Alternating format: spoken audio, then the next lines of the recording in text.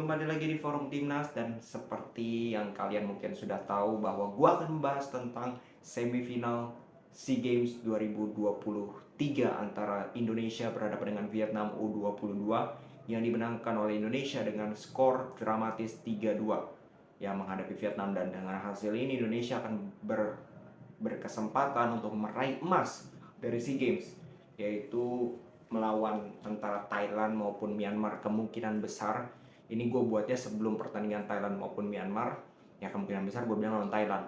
Ya nanti kita lihat seperti apa. Nah, kita masuk dulu dari starting 11. Indonesia bermain dengan Hernando Ari Sutaryadi, itu make sense, kiper utama. Di belakang ada Komang Teguh dengan Rido, bukan Ferrari. Di kanan ada seorang Bagas Kava, di kiri ada seorang Pratama Rahan, di tengah ada bentar gue cek, Ananda Raihan, Marcelino, dan juga seorang Alfreanda Dewangga. Ya, Alfreanda Dewangga itu sebagai DM dengan didukung oleh dua pemain tengah yang lebih menyerang lah, ibaratnya seperti itu. Di depan ada Witan, kiri, di kanan ada seorang Fajar Faturrahman, dan juga di tengah ada Ramadan Sananta, striker dari PSM Makassar. Nah, kita tahu bahwa Vietnam ini mengalami pergantian pelatih kan, dari Park Hang-seo menjadi ya pelatih bule itu yang gua nggak tahu namanya, nggak penting juga. Ya, dan terlihat bagaimana Vietnam ini masih mencoba mencari pola permainan terbaik dari pelatih baru ini. Ya, kelihatan dari awal sebenarnya di babak pertama itu, terutama 10-15 menit awal, sebenarnya under control, seimbang dalam arti kedua tim melakukan kesalahan-kesalahan, mereka coba untuk saling menyerang tapi nggak dapat begitu peluang yang begitu nyata.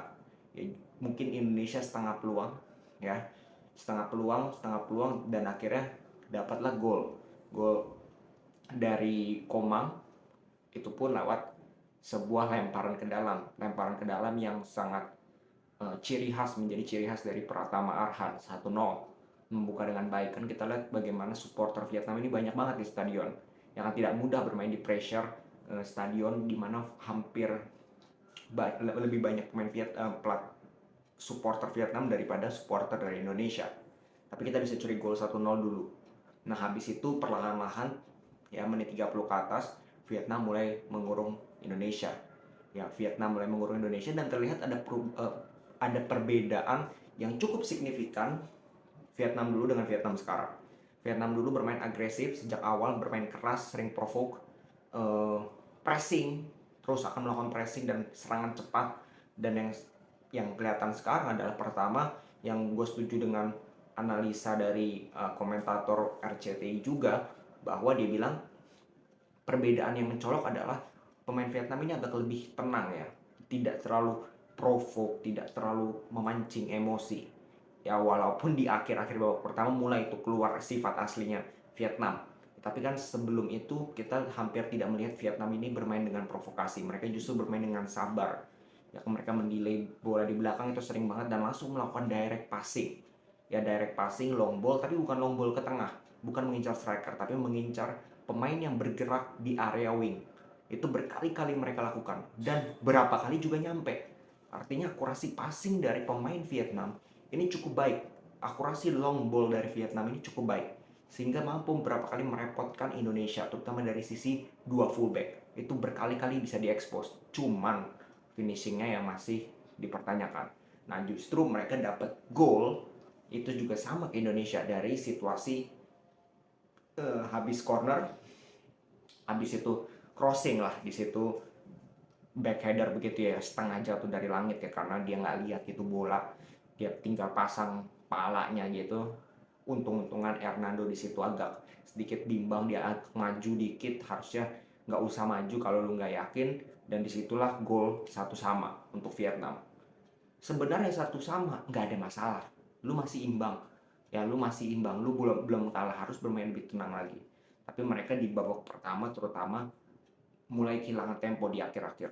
Nah, baru masuk babak kedua, Indonesia memulai dengan baik 15-20 menit sama kayak babak pertama. mereka bisa membahayakan gawang Vietnam. Dapatlah gol kedua, lagi-lagi dari awalnya lemparan ke dalam, ya kan, lemparan ke dalam Arhan,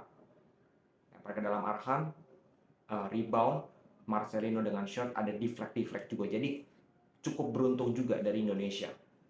2-1. Habis 2-1, ada insiden menit 50-an, 58, 59, Arhan dapat kartu merah.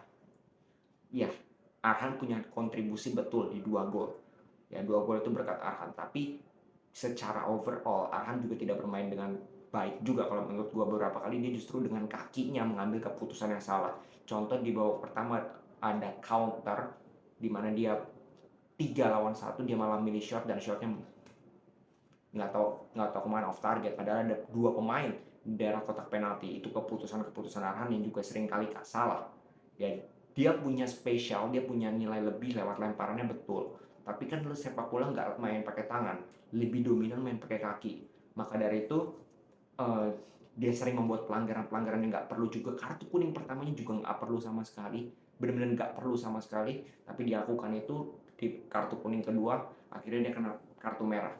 Nah, dia kena kartu merah, ruginya siapa ya? Ruginya tim. Pertama, dia nggak bisa main di final, itu udah pasti.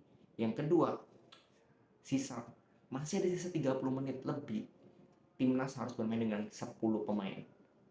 Nah, bermain dengan 10 pemain, praktis timnas hanya bertahan. Vietnam lebih mengurung, mereka ketinggalan 1 gol, mereka butuh gol, mereka menyerang di frontal. Dan akhirnya kelihatan panik pemain kita ketika diserbu dan kehilangan 1 pemain, sehingga terjadilah blunder dari Bagas Kava. Bagaimana crossing, sebenarnya crossingnya juga nggak berbahaya amat, nggak tinggi-tinggi amat, tapi bagaimana antisipasi dari pemain kita yang seledor, pemain kita yang panik, kelihatan di situ, sehingga dua sama. Wah, 2 sama, menurut gua feeling gua udah nggak enak. Ini berat sekali, lu kehilangan 1 pemain. Vietnam sedang dalam momentum yang bagus, menyerang terus, dan dukungan dari Vietnam, supporter lebih banyak, pressure-nya lebih berat, angin semua lagi di Vietnam, diserang terus, ya. Tapi Vietnam juga nggak create begitu banyak peluang juga. Ya, Vietnam yang kita kenal dulu di zaman Park Hang-seo menurut gue lebih sadis daripada sekarang. Sekarang masih banyak kesalahan, masih banyak salah passing, terlalu terburu-buru lah, finishing buruk, dan permainan belum sesolid pada saat Park Hang-seo. Ya, jadi Vietnam pun butuh waktu terlihat, dan kelihatan lawan 10 pemain kita aja mereka nggak bisa manfaatkan itu. Mereka tidak bisa manfaatkan itu, dan justru lewat serangan balik di menit-menit terakhir 93 plus seorang Taufani, pemain masuk babak kedua, mampu melakukan shots. Dia itu melakukan 2 shots di pertandingan kali ini. Satunya itu gue udah lihat shooting pertama dia itu sangat baik, keras, tapi tipis, benar-benar tipis.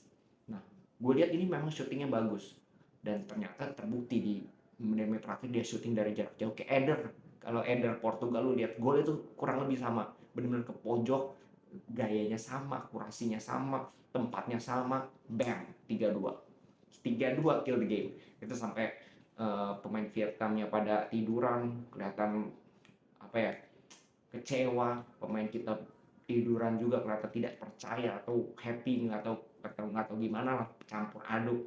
Dan jelas ini adalah drama yang sangat luar biasa dari Indonesia di pertandingan kali ini, bahwa mereka apakah bermain luar biasa? Enggak juga. Ya, mereka ada beberapa kali melakukan miss pass juga di pertandingan ini, cukup banyak salah passing, tapi beberapa kali juga mereka bermain dengan 1-2 sentuhan yang indah untuk ditonton. Dan yang terpenting adalah kita bisa mengalahkan Vietnam.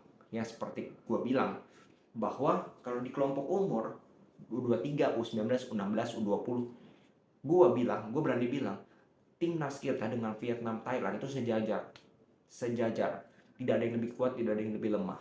Dan itu dibuktikan di pertandingan kali ini, bahwa Vietnam tidak sehebat itu. Nah, kalau Vietnam tidak sehebat itu, Thailand pun juga tidak sehebat itu, karena mereka ketemu di grup imbang 1-1. Artinya kita masih punya peluang untuk bisa mengalahkan Thailand nanti di final. Tinggal bagaimana mindset dari kita, pemain kita.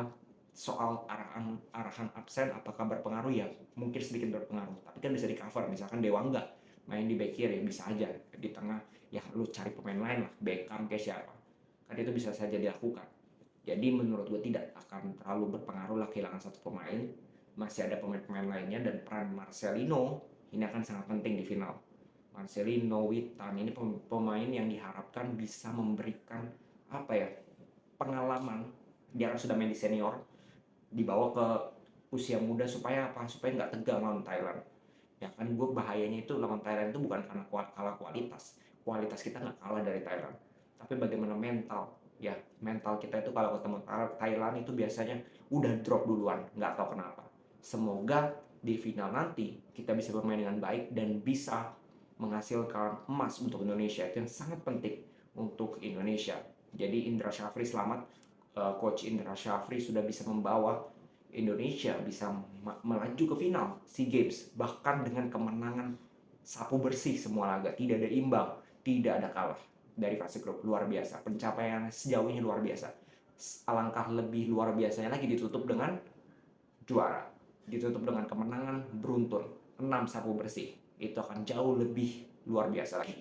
Oke, segitu dulu pembahasan kali ini. Kita akan kembali lagi nanti di video-video selanjutnya.